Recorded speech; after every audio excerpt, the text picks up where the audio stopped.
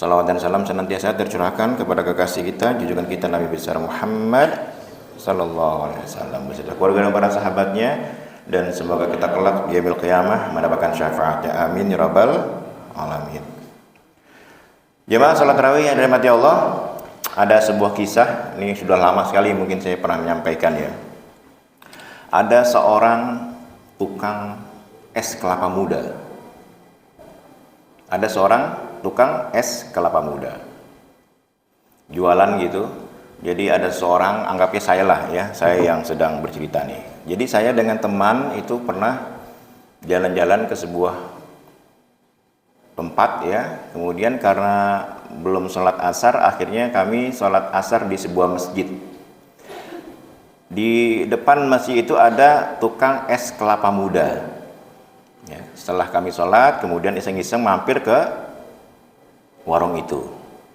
Kami masuk, ada bapak-bapak gitu ya, ada bapak-bapak muda lah gitu, pakai peci, pakai koko gitu, sedang menikmati es kelapa muda.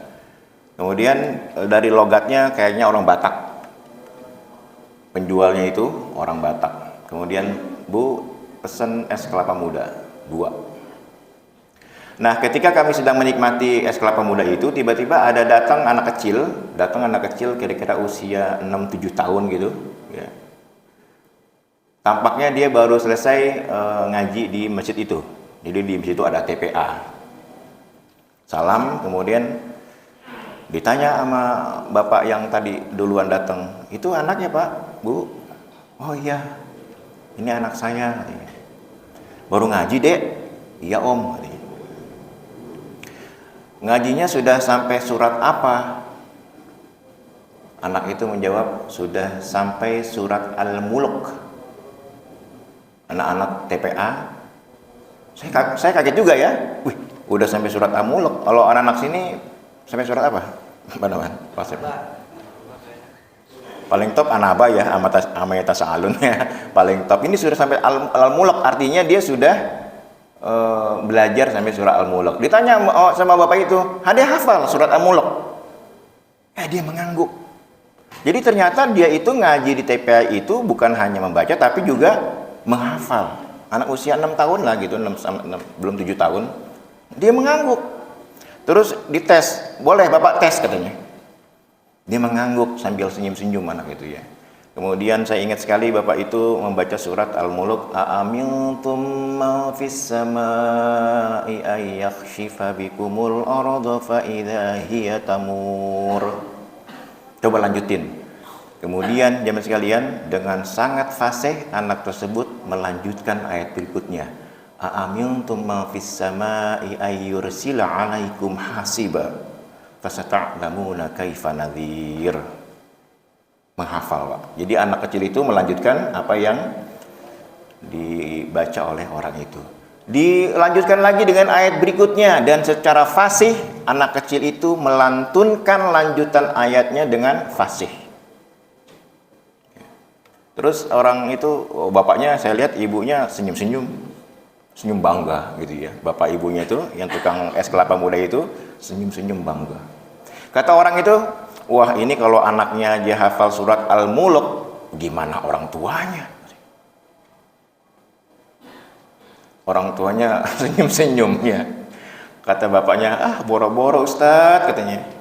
"Boro-boro menghafal surat Al-Mulk. Baca Al-Quran aja kami ini nggak bisa," katanya. "Baca Al-Quran aja kami ini nggak bisa, Pak. Bagaimana mau menghafal surat Al-Mulk?" katanya. Kemudian orang itu berkata, "Bapak Ibu, walaupun mungkin saat ini Bapak Ibu tidak bisa membaca Al-Quran, tapi kelak Bapak Ibu akan memasuki surga Allah lantaran anak Ibu yang menghafal surat Al-Mulk. Karena Ibu telah memberikan fasilitas kepada anak Ibu sehingga dia hafal surat Al-Mulk. Dan kelak pasti anak Ibu akan membawa Ibu memasuki surga Allah. Tapi sayang Ibu, sayang Bapak, nanti di surga Bapak Ibu itu akan selalu melihat ke atas. Melihat ke atas saja. Kenapa? Karena surga anak Ibu tingkatannya lebih tinggi dari surga Bapak Ibu. Lantaran dia bisa membaca Al-Quran." Nah, ini jemaah sekalian, bapaknya mungkin mu'alaf kali ya, karena orang Batak itu, ibunya mungkin orang Betawi.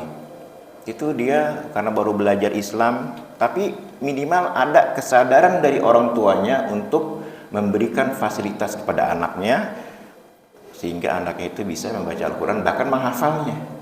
Nah ini tugas tanggung jawab kita semuanya. Ya, saya kan pernah menyampaikan waktu beberapa awal-awal Ramadan ini, sebelum Ramadan itu, bahwa di Indonesia ini ada 65% umat Islam buta aksara Al-Quran. 65% Pak. Orang Indonesia itu tidak bisa membaca Al-Quran. Miris Pak kita ya. Umat Islam terbesar di dunia, paling banyak di dunia, tapi paling banyak juga yang tidak bisa baca Al-Quran. 65%. Kalau umat Islam di Indonesia ada 221 juta saat ini, maka ada 139 juta yang tidak bisa baca Quran, orang Indonesia. Nah ini menyedihkan ya.